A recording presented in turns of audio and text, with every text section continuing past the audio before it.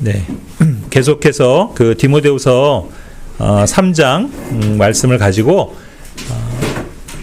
마지막 날들, 그 위험한 시대에 대해서 그리고 그때 사람들의 어떤 상태에 대해서 우리가 공부를 하고 있습니다.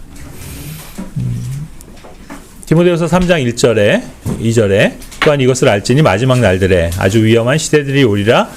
이는 사람들이 자기 자신들을 사랑하는 자들이 될 것이기 때문이니 탐욕스럽고 자만하는 자들이요 교만하고 신성 모독하는 자들이며.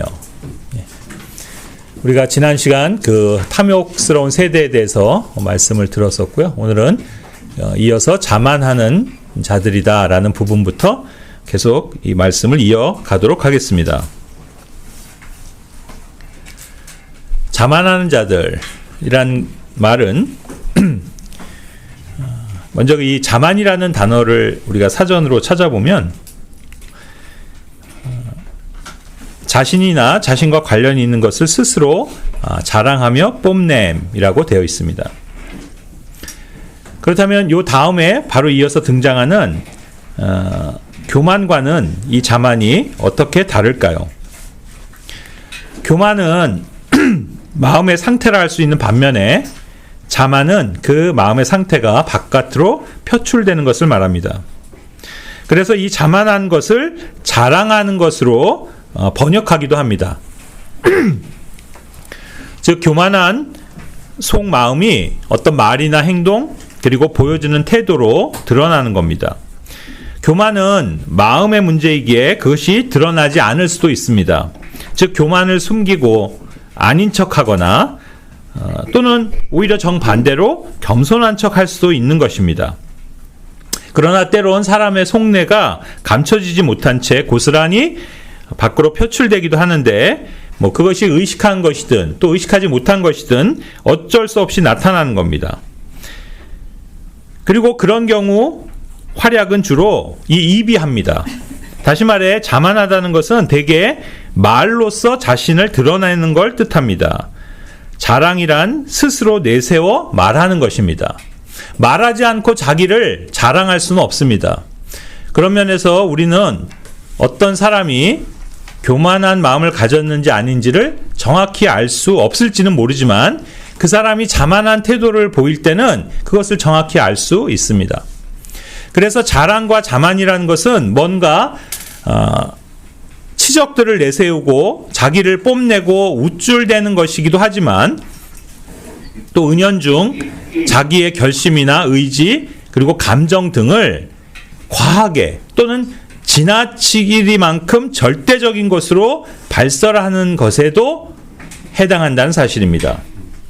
즉 뭔가를 과시하는 말이나 맹세와 같은 호언장담의 말들입니다. 여기 예수님께서 비유를 하셨던 말씀 가운데 한 예를 발견할 수 있습니다. 그것은 누가복음 12장 16절부터 소개가 되고 있는 한 부유한 사람의 경우입니다.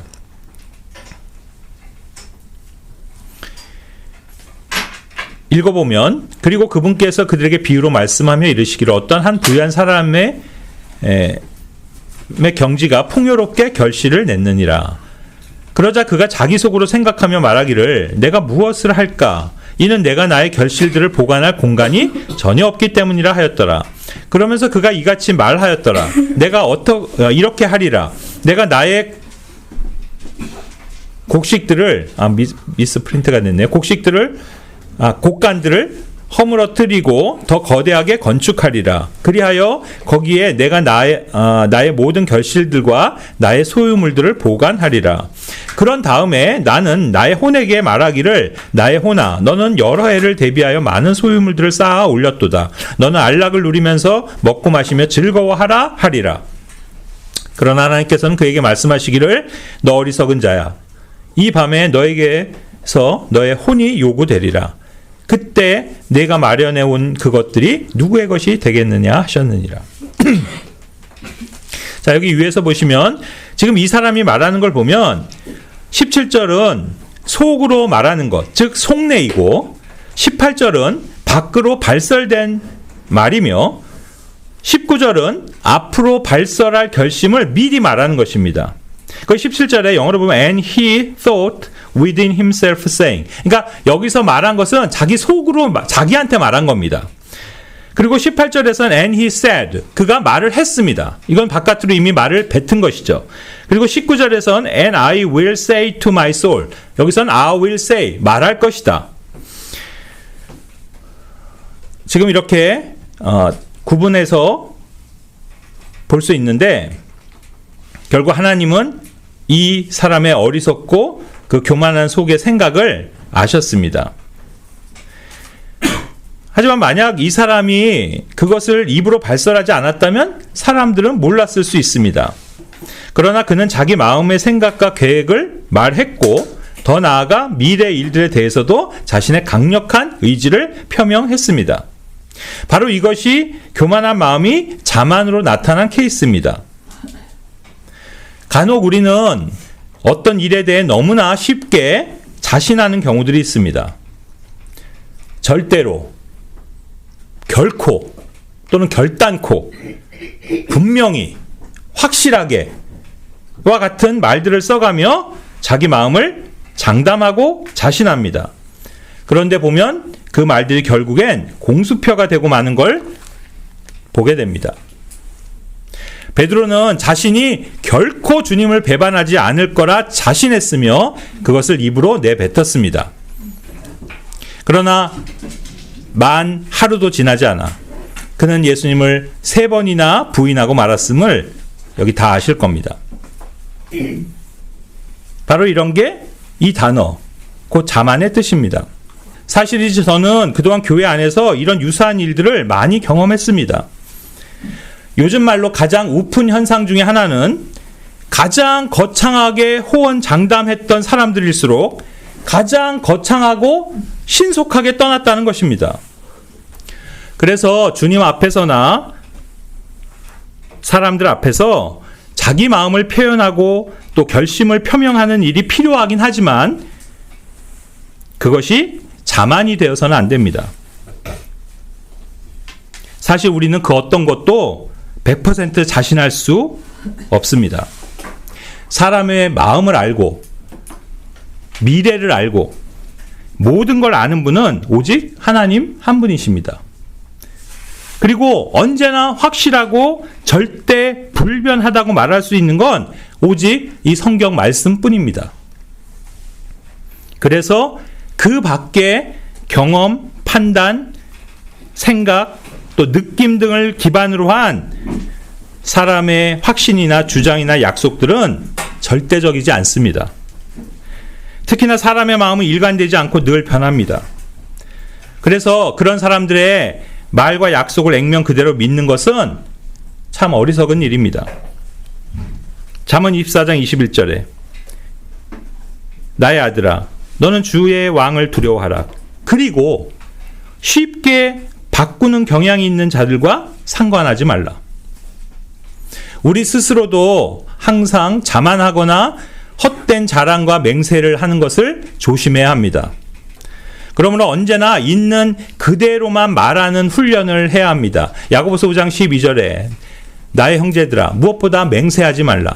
하늘로도 말고 땅으로도 말며 그 밖에 맹세로도 말라. 다만 너희는 예는 예가 되게 하고 너희의 아니오는 아니오가 되게 하라. 이는 너희로 정죄에 빠지지 않게 하려 함이라.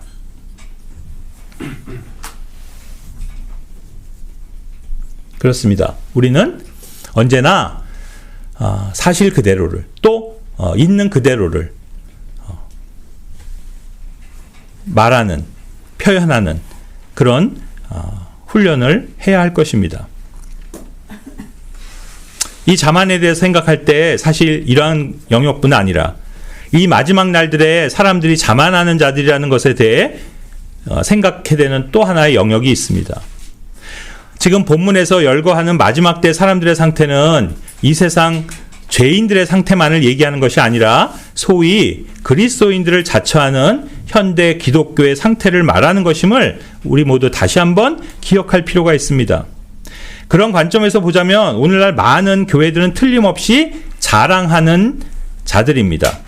그래서 라오디케아 교회가 자기 자신에 대해 말했다 해도 그것은 단순히 말한 것이 아니라 스스로를 자랑한 것입니다. 요한계시록 3장 17절에 이는 내가 말하기를 You say 나는 부유하고 소유물들로 융성해졌고 부족한 것이 아무것도 없도다 하면서 내가 비참하고 가련하며 가난하고 눈멀며 헐벗은 것을 모르기 때문이라. 이것이 오늘날 교회들 스스로가 하는 말입니다. 자기는 부자이고 부족한 것이 없다고 자부합니다. 이는 물질적 측면만을 의미하는 것이 아닙니다. 오늘날 교회들은 자기들의 영적 상태가 풍요롭다고 여기는 것입니다. 그러나 주님의 평가는 그 반대입니다.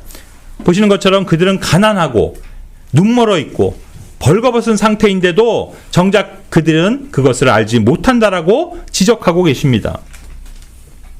여기서 먼저 알아야 하는 점은 어떤 사람이나 교회가 자기를 자랑한다 해서 그것이 꼭 진실은 아니라는 것입니다. 보다 중요한 것은 주님이 어떻게 우리를 평가하시느냐에 달려 있는 것입니다. 자기가 자기를 자랑한다 해서 높아지는 것이 아니라 주님이 높이셔야 높아지는 것입니다. 그러므로 현대 교회들이 자기들을 자랑하는 그것들은 액면 그대로 평가할 만한 가치가 없습니다. 아니, 가만 생각해 보면 자기 교회가 옳고 선하고 진실하다고 말하지 않을 교회가 어디 있을까요? 또 자기 교회 목사님이 훌륭하고 위대하고 경건하다라고 자랑하지 않는 교회가 어디 있겠습니까? 잠언 20장 6절 말씀처럼 대부분의 사람들은 각각 자신의 선함을 표명하리라. 그러나 누가 신실한 사람을 찾아낼 수 있겠느냐? 그래서 스스로 말하는 것은 별 의미가 없습니다. 그건 무가치할 뿐 아니라 오히려 더 나아가 악한 것이라고 주님은 말씀하십니다. 야고보서 4장 16절에 그러나 이제 너희는 너희의 자만들을 크게 기뻐하는도다. 그러나 그 환희는 모두 악하니라. 그런데도 현대 교회들은 자기들의 영적 상태를 자랑합니다. 저는 이 현대 교회들의 자랑과 연관해서 꼭 찾아보고 싶은 구절이 있습니다. 잠언 25장 14절입니다. 거짓 은사를 스스로 자랑하는 자는 비 없는 구름들과 바람 같으니라. 자, 여기 거짓 은사로 번역된 false gift를 보시기 바랍니다. 오늘날 실제 교회들은 이 거짓 은사들을 자랑하는 자들입니다. 아마 대표적인 은사는 방언이나 신유 같은 것들일 겁니다. 그야말로 신령한 은사들을 소유한 자기들은 그래서 하나님이 함께 하시는 교회라고 자랑합니다. 그러나 그것들이 하나님께로부터 온 것이 아닌 이 말씀처럼 거짓 은사들임을 알지 못하는 것입니다. 그래서 그들에게선 어떤 영적 능력이나 결과를 기대할 수 없습니다. 마치 비 없이 다가오는 구름과 바람 같다고 하신 이유입니다. 여러분, 메마른 땅이 간절히 기다리는 것은 비와 물이지 구름과 바람이 아닙니다. 구름이 잔뜩 끼고 바람이 부는 것이 꼭 비가 쏟아질 것 같았는데 만일 그렇지 않고 그냥 지나가 버린다면 갈라진 땅에는 아무런 유익이 없는 겁니다. 이처럼 현대 교회들은 많은 선물들을 자랑하지만 실은 영적 유익이 없습니다. 소위 교회를 부흥시킨 많은 선물들을 그들은 자랑하지만 실은 영적 유익이 없습니다. 소위 교회를 부흥시킨 비결들이라 자랑하는 많은 영적 프로그램들이 있습니다. 뭐 제자운동이니 셀처치니 빈야드 운동이니 열린 예배니 문화선교니 등등의 다양한 프로그램들을 자랑합니다. 그러나 그 대부분이 성경의 진리와는 무관한 거짓 이론들임을 모르는 채 그것들을 자랑합니다. 사람들은 단지 외형적으로 나타나는 결과만을 가지고 그것이 하나님의 역사요 축복의 열매라고 자랑합니다. 그들 말인즉슨 하나님이 주지 않으셨다면 이런 신령한 은사들이 나타날 수 없다라는 겁니다. 하나님이 함께 하시지 않는다면 이렇게 많은 사람들이 몰릴 수 없다고 생각합니다. 하나님이 축복하지 않으신 것이라면 이렇게 많은 일들이 일어날 수 없는 거라고 확신합니다. 즉 신도가 수만 명에 달하고 수십 개 국가의 교회를 세웠고 제3세계를 포함한 수많은 나라에 수백 명에 달하는 선교사를 파송했고 신학교, 기도원, 수양관, 복지기관, 방송국, 출판사, 문화센터, 대안학교, 심지어 유치원까지 이런 거대한 사역을 담당하고 있고 교계뿐 아니라 정부와 이 사회까지 커다란 영향력을 행사할 수 있는 교회로 성장한 것은 분명 하나님의 선물들이며 축복이라고 자랑하는 것입니다. 그러나 과연 그럴까요? 그것들이 하나님의 선물들일까요? 그리고 진정 자랑거리로 삼을 만한 내용들일까요? 하나님이 찾으시는 교회들이 과연 그런 헛된 것들을 자랑하면서도 정작 그 안에 하나님의 주권은 없는 그런 사람들일까요? 사실 하나님이 찾으시는 교회는 하나님의 최종 권위 성경을 신실하게 보존하고 있는 교회인 것입니다. 모든 세대에 하나님이 기뻐하시는 신실한 자들은 바로 당신의 말씀을 가지고 지키는 사람들입니다. 과연 사람들에게서 높이 평가받는 것이 하나님께도 그러할 것이라고 말할 수 있을까요? 미안하지만 성경의 대답은 그 반대입니다. 너희는 사람들 앞에서 스스로를 정당화하려는 자들이라. 그러나 하나님께서는 너희의 마음을 아시느니라. 이는 사람들 사이에서 높이 추앙받는 것은 하나님의 목전에서 가증함이기 때문이라. 누가복음 16장 15절의 말씀입니다. 자만에 이어서 교만한 것이 등장합니다. 오늘날 사람들은 교만합니다. 좀 전에 말씀드린 것처럼 마지막 때 사람들이 자만한 것은 그 원인은 바로 교만이라 할 수 있습니다. 교만은 로마서 1장 30절에서도 열거되는 인간들의 일반적인 죄악 중 한 가지인데 앞서 언급한 대로 교만은 마음과 태도의 문제로 특별히 하나님을 향한 마음입니다. 우리는 흔히 사람 간에 교만하냐, 겸손하냐 그런 것에 관심이 있지만 실은 이보다 하나님께 교만한지 아닌지가 더 중요합니다. 그래서 다른 사람이 감지하는 그 교만함의 진위 여부는 그다지 중요하지 않습니다. 무슨 말인가 하면 어떤 사람이 누군가를 교만하다 또는 그렇지 않다 하고 하는 판단은 그렇게 신뢰하거나 고려하지 않아도 된다는 뜻입니다. 물론 어쩌면 사람이 다른 사람의 그를 볼 때 그 사람이 교만한지에 대해서 더 잘 알고 더 잘 판단할 수 있을지도 모릅니다. 그러나 다른 사람의 교만 여부를 판단하는 것이 단지 인간적 기준과 시각에 의해서라면 곤란합니다. 흔히 사람의 언어가 좀 직설적이거나 강하면 교만한 사람이라고 생각합니다. 반대로 조용하고 얌전하게 말하면 겸손하다고 생각합니다. 하지만 그것은 단지 인간적 판단일 뿐입니다. 우리는 교만과 겸손의 태도 역시 성경적 기준에 따라서 판단해야 합니다.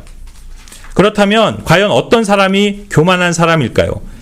디모데전서 6장 3절과 4절은 말씀합니다. 만일 어떤 사람이 다르게 가르치고 건전한 말씀들, 곧 우리 주 예수 그리스도의 말씀들과 경건에 따른 교리에 동조하지 아니하면 그는 교만하여 아무것도 모르면서 오히려 말씀들에 대한 의문들과 분쟁들만 좋아하는 자니 이런 것들로부터 시기와 분쟁과 욕설들과 악한 추측들이 나오느니라. 자, 이 구절에서 누가 교만하다고 했습니까? 지금 이 말을 하고 있는 사도 바울과 다른 식으로 가르치고 다른 식의 말씀과 교리를 전하는, 다시 말해 바울이 말하고 가르치고 알려주는 그 교리에 동의하지 않는 사람들이 곧 교만한 사람이라고 말하고 있는 겁니다. 지금 이 말은 저의 말이 아닙니다. 성경이 정의하는 바에 교만한 사람입니다. 교만의 본질은 하나님의 말씀에 대한 잘못된 태도입니다. 건전한 말씀과 경건한 교리에 역행하는 태도와 말과 가르침은 바로 이 교만에서 나옵니다.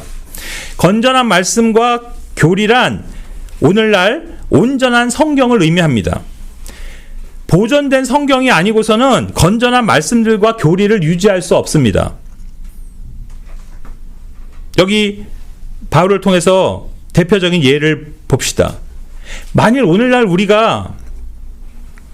어떤 사람들이 세대적 진리를 믿지 않고 그런 교리에 동의하지 않으며 다른 식으로 성경을 가르치는 사람이나 교회가 있다면 그들은 이 말씀에 의거해서 아무것도 모르는 자들뿐 아니라 실은 교만한 자들입니다. 왜냐하면 세대주의를 반대하는 것은 곧 사도 바울의 가르침에 역행하는 것이기 때문입니다. 누가 뭐래도 바울은 그 누구보다 확실한 세대주의자입니다. 에베소서 3장 2절에서 그는 바로 이 The Dispensation of the Grace of God, 하나님의 은혜의 경륜 또는 세대별 진리, 경영 방식, 여기서는 분배 사역이라고 번역을 했는데 바로 그것을 계시하신 사도입니다. 골로새서 2장 25절에서도 바로 너희를 위해 나에게 주어지는 이 하나님의 분배 사역, according to the dispensation of God, 하나님의 그 dispensation에 따라서 지금 하나님의 말씀을 성취한다. 여기 지금 요즘에 우리가 보고 있는 성경은 분배 사역으로 번역을 했는데 그 단어가 영어로 dispensation이라는 단어입니다. 이것은 그리스어로는 오이코노미아라는 말인데 한 집안이 운영되는 규범 혹은 집주인이 그의 가족들을 다스리는 방법을 뜻하고, 이 영어 dispensation은 배분하는 행위, 행정, 관리 등을 의미하는 라틴어 dispensatio라는 단어에서 파생된 영어 단어입니다. 즉 세대별로 각기 다른 하나님의 섭리를 뜻하는 말입니다. 그래서 바울은 새로운 세대 경륜을 계시받은 사도이며 그것을 말과 글로 가르친 것입니다. 당시 다른 어떤 사도들도 알지 못한 새 경륜을 먼저 알았던 그였기에 그는 서로 다른 하나님의 계획을 구분하였던 사람이었습니다. 심지어 사도 야고보는 새로운 경륜을 들어보지도 못한 채 죽었고, 베드로나 요한과 같은 사도도 뒤에 가서 바울을 통해 이 향상된 계시를 접했던 것입니다. 이것을 오늘날식으로 세대주의라고 표현한다면 오히려 베드로나 바나바와 같은 사도들은 한때 세대주의에 확고하지 못했던 적이 있었을지라도 바울이야말로 초지일관 세대적 진리를 믿고 가르친 사도였습니다. 우리는 갈라디아서 2장에서 그 사건을 발견하지 않습니까? 그래서 바울이야말로 하나님께서 각기 다른 세대에 다른 방식으로 사람을 구원하시는 분이심을 계시로 알았던 인물입니다. 그는 유대인과 이방인과는 구분되는 신약교의 경륜을 깨달아 가르친 사람입니다. 그래서 그는 교회와 이스라엘을 명확히 구분한 사도였습니다. 그는 비록 이스라엘이 잠시 버림을 받지만 교회 시대가 끝나면서 이스라엘의 시간표가 다시 시작되고 그들이 회복될 거라는 그 신비를 구분해서 가르쳤던 것입니다. 로마서 11장 25절부터 27절이에요. 이것은 히브리서 8장의 가르침이기도 합니다. 그는 교회에 대한 가르침과 히브리인에 대한 가르침을 명확하게 세대적 차이에 근거해서 가르친 사람입니다. 그는 또한 교회가 휴거될 것을 알고 있었고 그것을 가르쳤습니다. 그는 적그리스도의 정체와 불법의 신비가 언제부터 작동될지도 알고 있었습니다. 즉 그는 환난 시대를 구분했으며 교회가 이 시대와는 상관없음을 알고 있었습니다. 교회는 환난이 시작되기 전에 들림받으며 구원받을 것을 믿고 가르쳤던 것입니다. 그러므로 사도 바울만큼 확실한 세대주의자가 또 어디 있겠습니까? 아니, 사도 바울이 없었다면 이 세대적 진리나 세대주의라는 말들이 생겨나기나 했을까요? 과연 오늘날 우리 교회가 바른 성경 위에서 세대적 진리를 믿고 붙잡을 수나 있었겠습니까? 바로 이것이 사도 바울이 가르친 건전한 교리이며 그에 입각해 사는 것이 곧 경건을 따라 사는 삶인 것입니다. 과연 이런 바울의 가르침을 보존하되 그것도 토시 하나까지도 정확하고 무오류하게 보존한 이 섭리의 성경을 믿지 않는다면 어떻게 오늘날 그런 교회들이 그 바울의 가르침을 계승할 수 있겠습니까? 절대 불가능한 일입니다. 그러니까 오늘날 언약신학 또는 개약신학이라고 부르는 그것에 사로잡혀 있는 대다수 교회들은 사도 바울이 가르친 것과는 다른 식으로 가르치는 교회들이며 그의 세대적 진리들에 동의하지 않는 자들로 곧 하나님 말씀 앞에서 교만한 자들인 것입니다. 이들 교회들이 교만하다고 규정하시는 분은 바로 이 성경 말씀이며 하나님이십니다. 사실 다른 식으로 가르치는 그들이 사용하는 성경들이 모두 지금 하나님의 경륜이라는 그 디스펜세이션이라는 단어 자체를 다른 말들로 다 바꾼 것만 보더라도 그들이 세대적 진리를 믿지 않는 자들이 분명한 것입니다. 에베소서 3장 2절에서 이 디스펜세이션이라는 단어를 NASB는 스튜어드십으로 바꿨고 NIV도 어드미니스트레이션으로 바꿨고 골로새서 1장 25절에서 이 단어도 NASB는 Stewardship from God, NIV는 The Commission, 그리고 심지어 뉴 킹 제임스 바이블도 The Stewardship from God으로 바꿔놨습니다. 즉 그들은 바울이 계시한 경륜을 믿지 않는 자들입니다. 그들은 모든 세대를 다 섞어버리고 하나님의 계획을 뒤죽박죽으로 만들어버린 자들입니다. 그들은 이스라엘의 약속과 축복을 이 교회로 강탈해온 자들입니다. 그들은 교회의 구원을 불완전한 것으로 만들어버렸으며 교회를 환난 시대로 밀어넣는 자들입니다. 사실 누군가가 이야기했듯이 교회가 환난을 통과한다라고 가르치는 것은 행위로 구원을 받을 수 있다라고 가르치는 것만큼이나 이단적 가르침입니다. 저 역시 그 말에 동의합니다. 만일 누군가가 구원을 잃어버릴 수 있다고 가르치거나 행위로 구원을 지켜야 한다고 가르친다면 그를 이단이라고 말하는 것에 주저할 사람은 여기 아무도 없을 것입니다. 하지만 교회가 7년 환난을 겪게 될 거라고 말한다면 그것 역시 이 앞의 말과 똑같은 대우를 받아야 됩니다. 왜냐하면 분명 환난 시대는 행위로 구원받고 또 구원을 잃어버릴 수도 있는 시대이기 때문입니다. 만일 누군가가 비록 구원받은 그리스도인이고 많은 일들을 성취했으며 또 성직체제를 거부하고 킹제임스 성경을 최종 권위로 믿는 사람이다 할지라도 교회의 환난 통과를 가르친다면 그것은 이단교리입니다. 그러므로 이처럼 성경을 변개하고 하나님의 세대별 경영 방식을 엉망진창으로 만든 사람들이야말로 가장 교만한 자들이라 말해야 합니다. 단순히 무지한 게 아니라 교만한 겁니다. 하나님의 영원하신 계획과 목적마저도 인간의 구원으로 둔갑시켜버린 사람들을 어떻게 교만한 사람들이 아니라고 할 수 있겠습니까? 이것보다 더 큰 교만은 없을 것입니다. 이처럼 다른 방식으로 가르치는 지도자들은 분명 교만한 것이지만 또한 그 말씀을 들으면서 배우는 자들 속에서도 건전한 말씀들과 교리에 동조하지 않는 사람들 또한 교만하기는 마찬가지인 것입니다.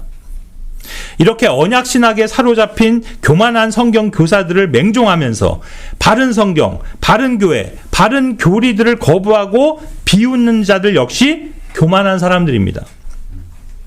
하나님 말씀을 거부하고 거기에 동의하지 않는 그 완고한 마음이야말로 가장 근원적인 교만인 것입니다. 저는 지금까지 이런 종류의 사람들을 너무나 많이 만나보았습니다. 대개 그런 사람들은 항상 저는 다르게 생각합니다 라는 말로 시작합니다. 이 교회가 가르치는 교리에 역행하는 자들, 대개는 예전부터 자신들이 들어오거나 자신들이 신뢰하는 사실 어떤 사람들, 지도자들을 말하는 것이겠지만 바로 그것들을 주장합니다.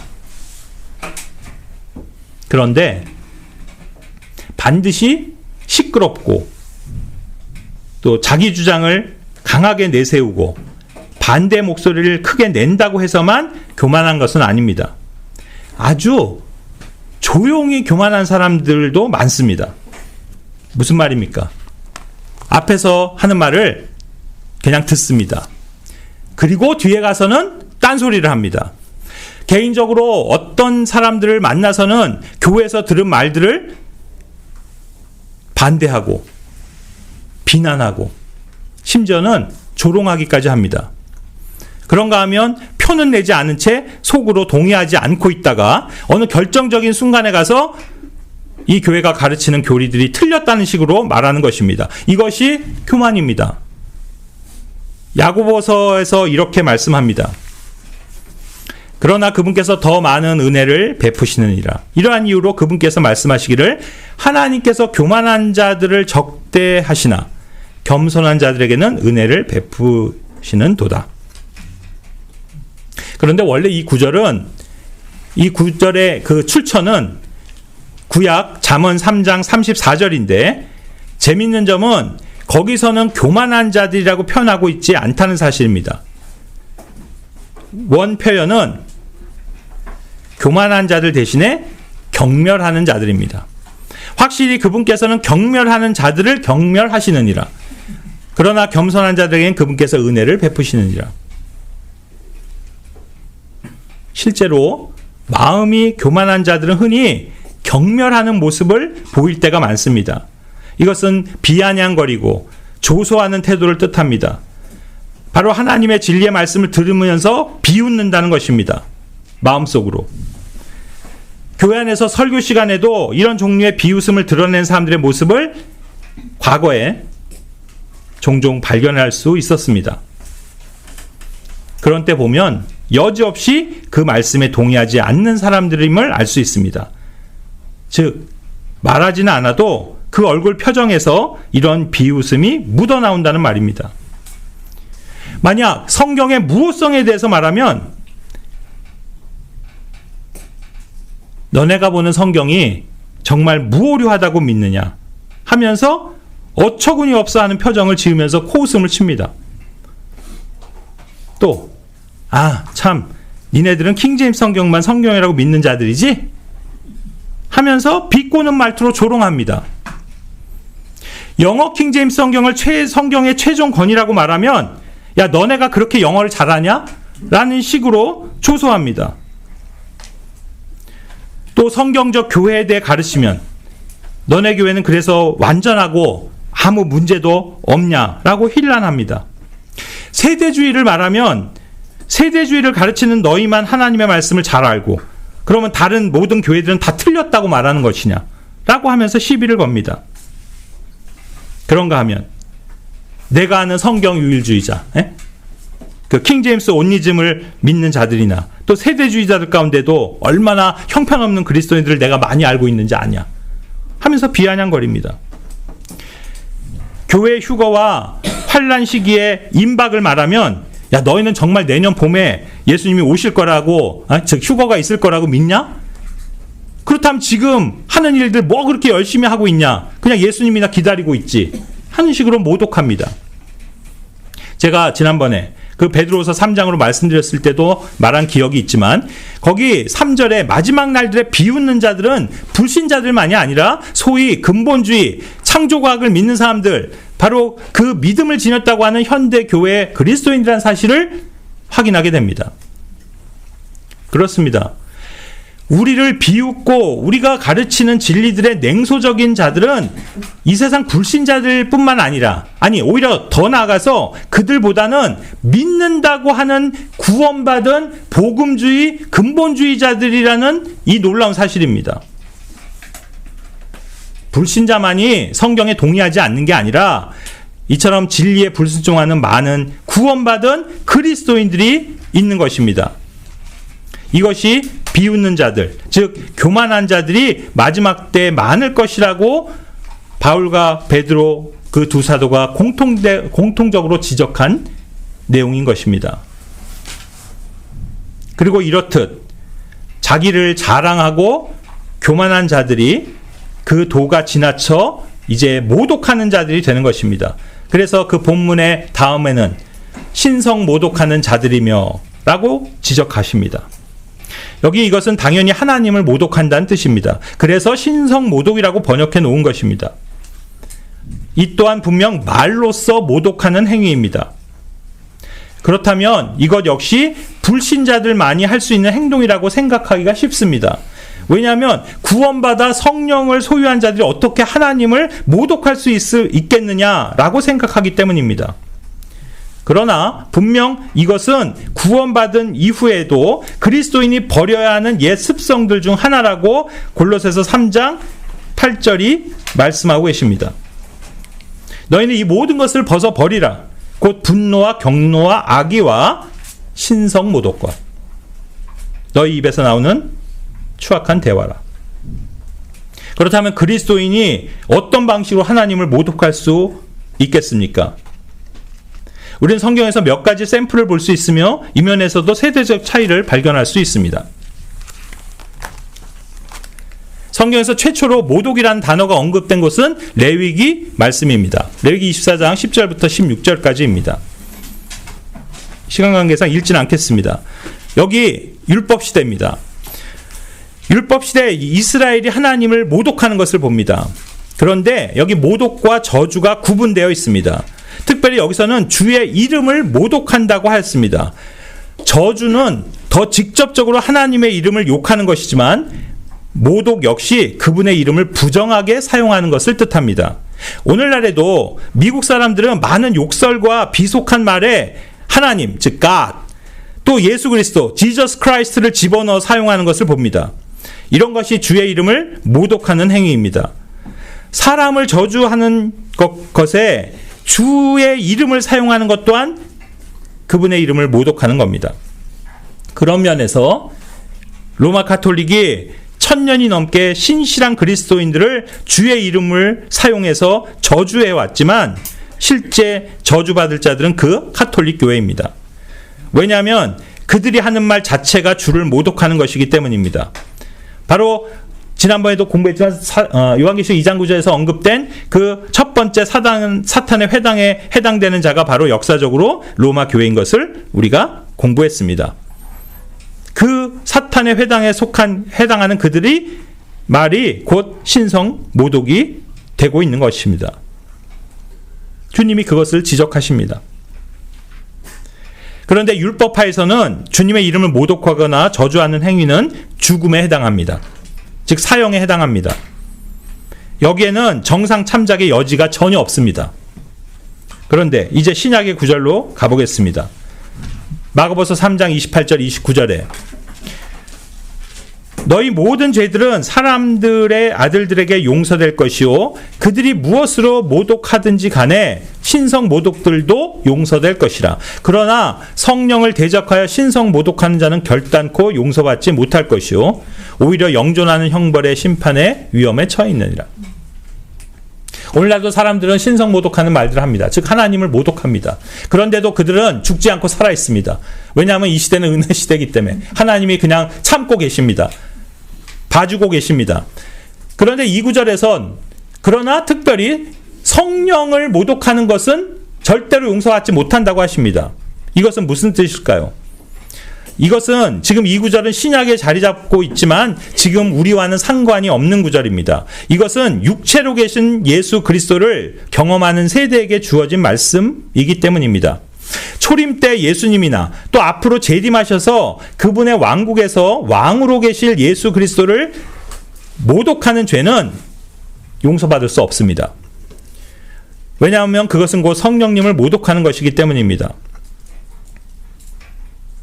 이렇듯 이 모독도 시대마다 다르고 또 그것이 하나님 앞에서 어떻게 판단되느냐 하는 문제도 좀 차이가 있습니다. 그렇다면 교회 시대인 이 시대는 어떤 방법으로 하나님께서 모독을 받으시겠습니까?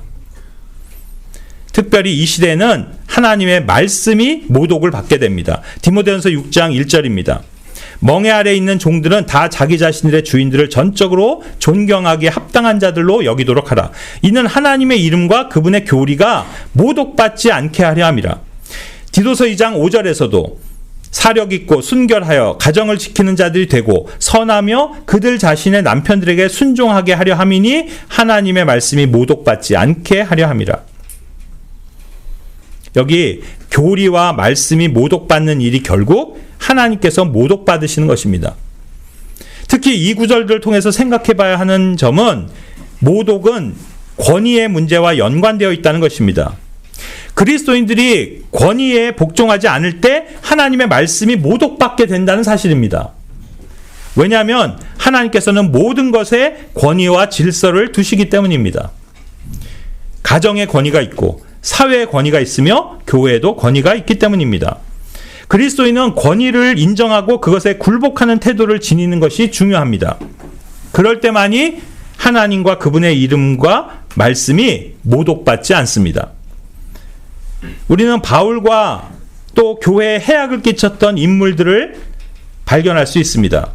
디모데전서 1장 20절에 그들 중에 후메네우스와 알렉산더가 있노라.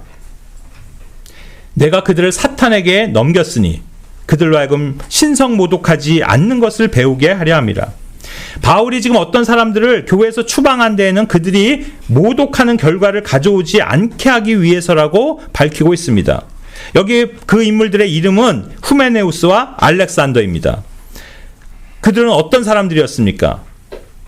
믿음을 저버린 자들이라고 디모데전서 1장 19절이 말하고 있습니다. 또한 디모데후서 2장 16절 17절에서는 그들은 진리가 아닌 헛된 말들로 사람들을 해한 자들이라고 말하고 있습니다. 거기서는 후메네우스가 해당이 되겠고요. 그리고 앞서 얘기했던 식으로 말하자면 바울이 가르치는 식과는 다른 것으로 성도들에게 영향을 끼쳤던 사람입니다. 그는 디모데후서 4장 14, 15절에 나오는 바로 구리 세공업자 알렉산더입니다. 지금 이 구절에서는 특별히 withstand라는 단어를 사용하고 있습니다. 이 말은 강하게 저항하여 버티는 것을 의미합니다. 바울의 가르침을 받아들이지 않고 요지부동 자기 생각과 이론을 버리지 않는 것을 의미합니다. 이처럼 오늘날에도 얼마나 이런 사람들이 많습니까? 결국 교회 안에서 바른 가르침과 그 교리를 맞서 버티면 결국 하나님께서는 그 교회 안에서 말씀이 모독을 받게 되는 것입니다.